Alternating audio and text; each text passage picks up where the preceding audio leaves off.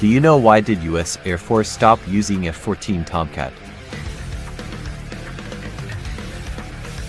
Tomcat is a twin-engine, two-seat, twin-tail fighter aircraft.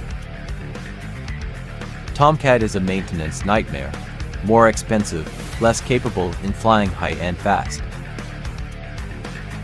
Its main weapon, the Phoenix missile, was less than reliable. And a fully loaded Tomcat might have to eject them just to land safely on the carrier. The F-14 has an underpowered engine compared to other aircraft, such as Phantom II.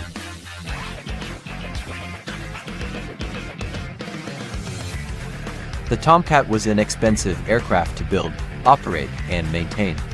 Its high cost was a concern for the US Navy, especially as defense budgets fluctuated.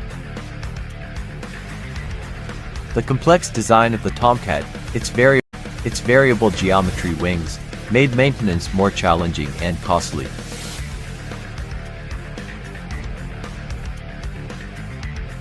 The F-14 was known for its high fuel consumption, especially at supersonic speeds and during carrier takeoffs.